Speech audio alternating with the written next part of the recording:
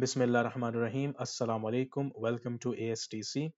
So, in this video, we will be starting off with a new chapter, which is chapter number 20, functions.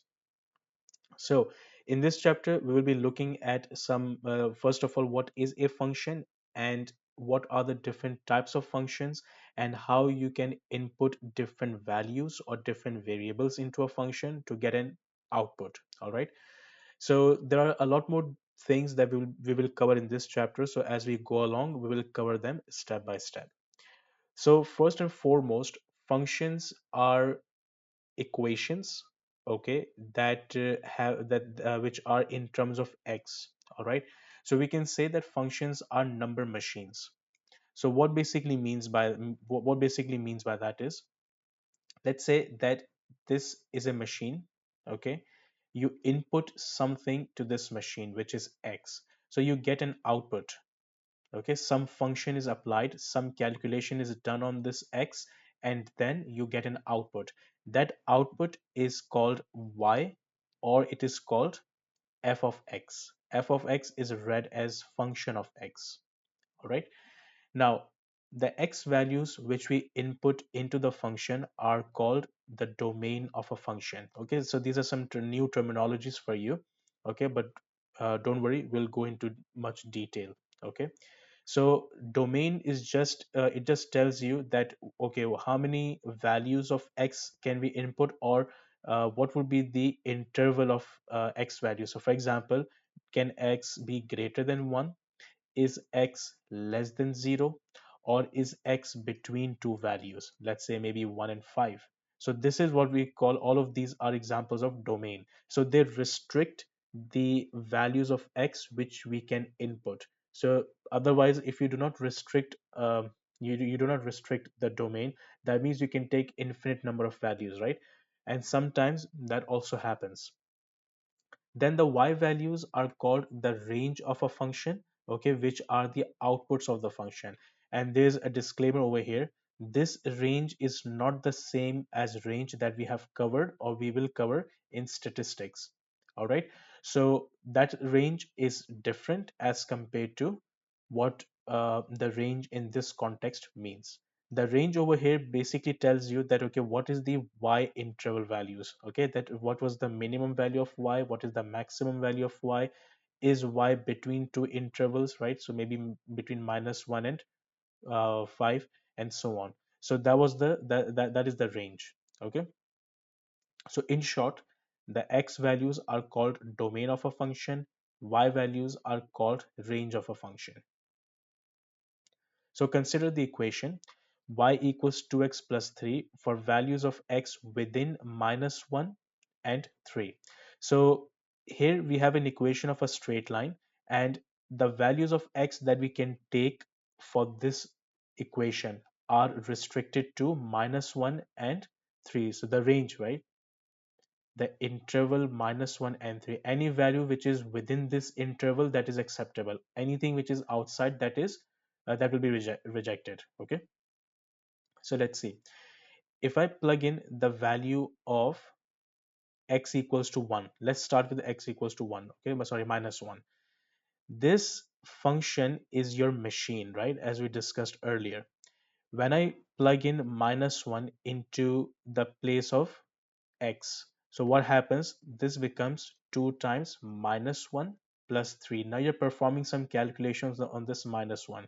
First of all, I'm multiplying this by 2, so this becomes -2, right? -2 plus 3, that would give us 1. So 1 is the corresponding range, or you could say the output, when the input was -1. Okay, let's take another example. X is equal to 0, because we have between -1, so the values would be -1, 0, 1, 2, and 3, right? So these are the values that we are going to take. So when x is equal to 0, you plug in the value of x into this equation, and then you would get 2 times 0 is 0 plus 3, that is equal to 3.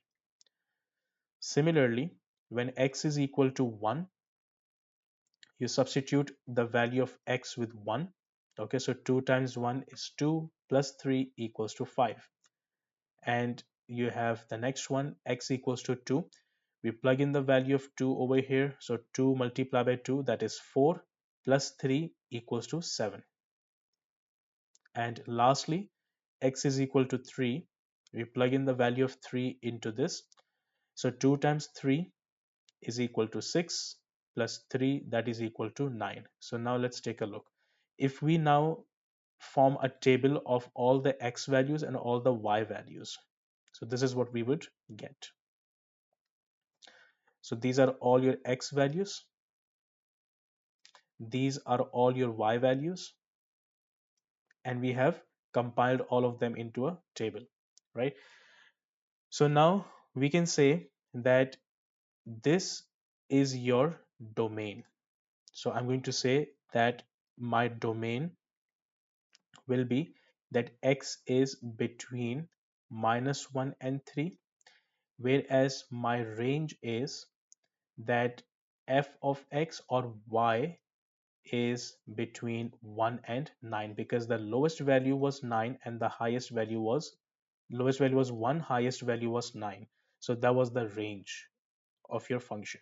Range is represented by either y or be represented by f of x. Okay, but usually this is the notation which we use. All right, so I hope that this is clear. The next concept is mapping diagrams. Okay, so let's take a look at this.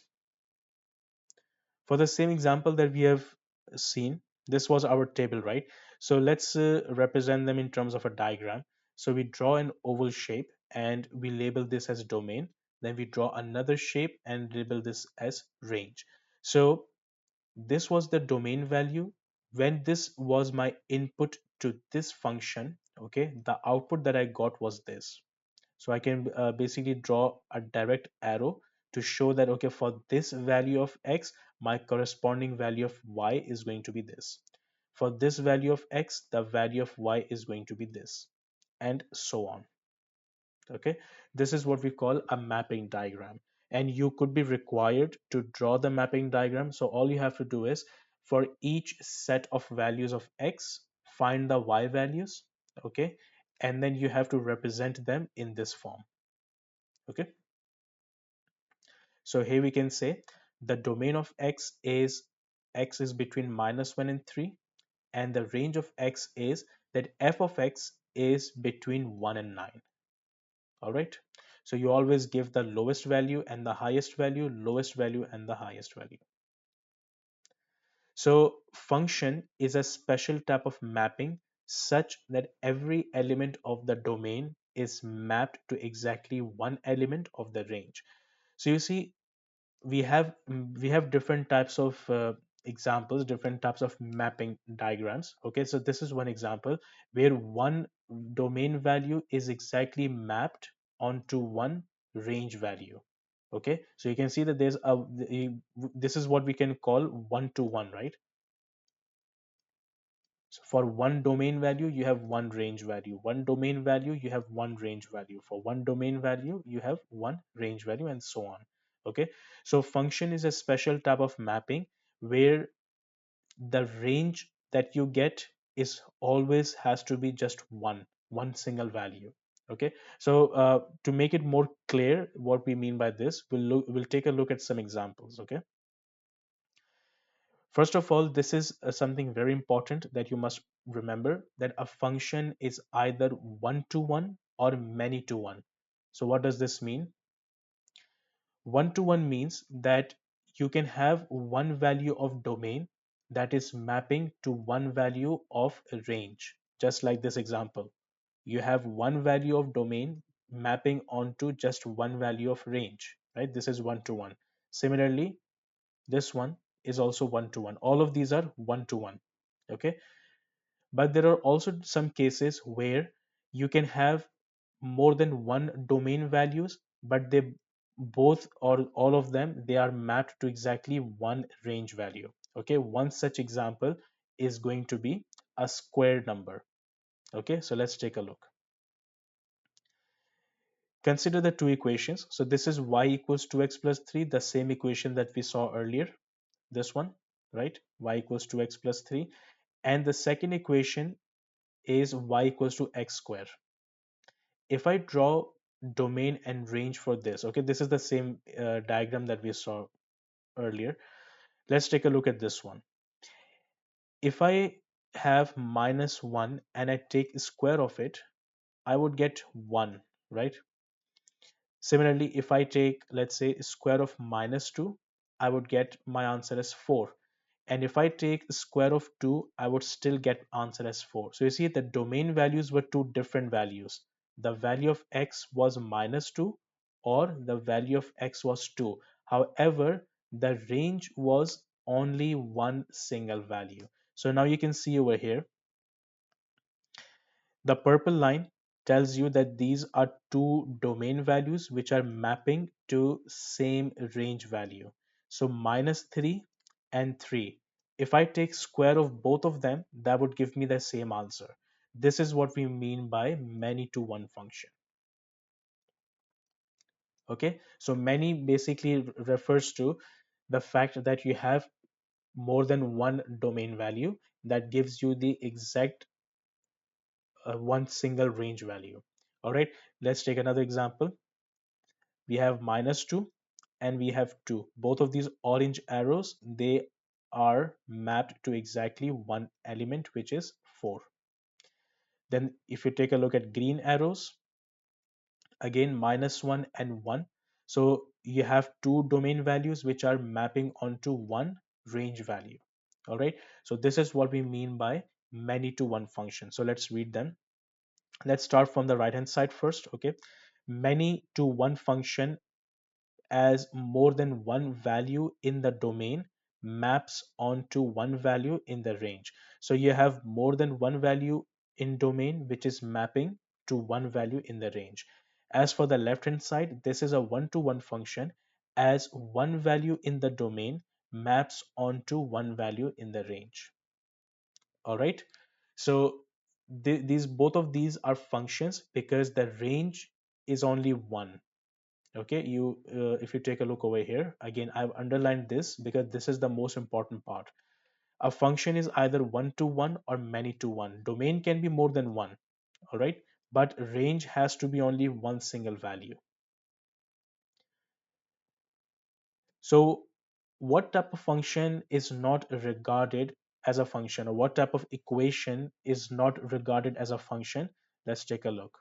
Consider the equation y equals to plus minus root x. Okay, now over here your domain value is 1. Okay, the domain value is just one value, but from this one single value you can have more than two range values. Because if I take square root of 2 square root of 4 for example, my possible answers could be either minus 2 or it could be positive 2, right? So here this is what we call one to many, and range cannot be many, so therefore this is not a function. We can say that this is a relationship between domain and range. This is what we call a process that tells you that okay, what is the relationship between the variables x and y, but we cannot call this a function. So a function is defined that when you have only one range value from either one domain value or more than one domain value. All right, range has to be just one single value. So again, if you take a look, from one domain value you're getting two possible range values, 1 and minus 1. Then again you take a look at this blue arrow, you have 4 as your domain and the possible range values could be minus 2 and 2. Similarly for 9, look at the purple arrows, you can have minus 3, you can have 3, because this is the function that we are applying, right? We are taking square root. And the same goes for 16 as well. So y is equal to plus minus root x is not a function, but it is a relationship between the variables x and y, because a value in the domain produces more than one value in the range. All right, so I hope that this concept is clear. If a domain is not specified, then it is assumed to be all real values. So if let's say that you have a function and the domain is not specified, that means it does not tell you that what is the interval in which your x value lies, then we are going to assume that x can take any value up to infinity. Okay, it can take all the positive values, it can take all the negative values, it can take the integer values, it can take the fractions, the decimals, and so on, because we have not restricted it, we have not applied any condition to it. Okay, and that concept is represented by this.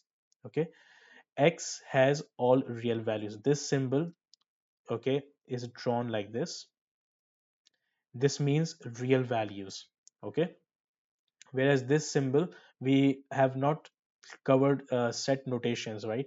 So for some of you, you might have covered set notations, okay, and for some of you, you might not have studied this. For those of you who have studied set notations, they know that this symbol means belongs to or is a member of. Belongs to or is a member of. Okay, so here we just roughly translate it as x has all real values. Okay, otherwise usually the domain is restricted. So for example, x is between -3 and 3. So now here we are saying that x can take any value between -3 and 3. Again, we have not restricted the fact that whether it is only integer or it is decimals or fractions, but anyhow we have placed a restriction that we can take any value between -3 and 3 only, or any value between 0 and 10 only. The next part is calculating range from a given domain. All right. Okay. Calculating range from a given domain. Now, the range can be worked out by one of two methods. You can either sketch the graph and then observe the minimum and maximum y values. Okay, so that is the first way that you can do it. Second way is you can substitute the values of domain into the function, so that, like, we have already done this one actually. The second method we already worked out. Let me show you over here. We knew the domain that was between -1 and 3, right? And we substituted each value into the function. And then once we got the whole range of values, then we determined what was the range of y. Okay, so this was done by substitution. So this is something that we have already covered, right? Now, what was the graph method, that where you have to sketch the graph? Okay, that is something which is what we call a much more visual method. Okay, so let's take a look at that. So example one is y is equal to 2x plus 4, and the domain is that x is between -2 and 2. So sketching, we can take each of the integer values -2, -1, 0, 1, and 2. Then for each of these values, you make a table and then substitute them to find out what are the values of y. Okay, so from here we can see we have -2, 0, that's my first point, and we have 2, 8, which is my second point. I can join them, and now you can see that my range is going to be between 0 and 8. So this is the range, right? Range is what? The minimum and maximum y values, right? So therefore the range is going to be f of x is between 0 and 8 inclusive. So these values are included.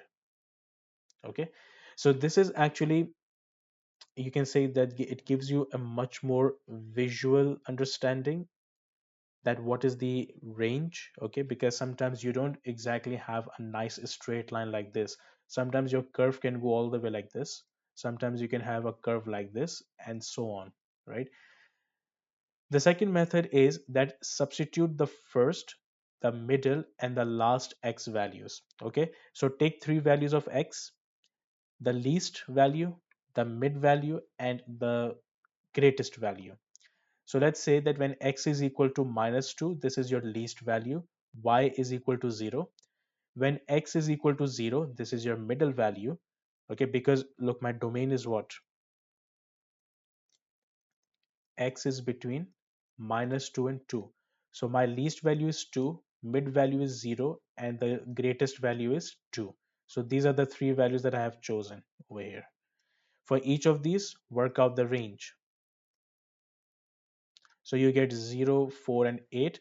Now you can say that the range is going to be between 0 and 8. Now this is much more easier. Why? Because you don't really have to draw the sketch.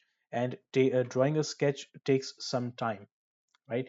This is just substitution. So you can, just by algebraic substitution, you can actually work this out. All right. So this is the end of our first lecture 20.1. In the next video, we'll be solving some questions related to this concept. So I'll see you in the next video then.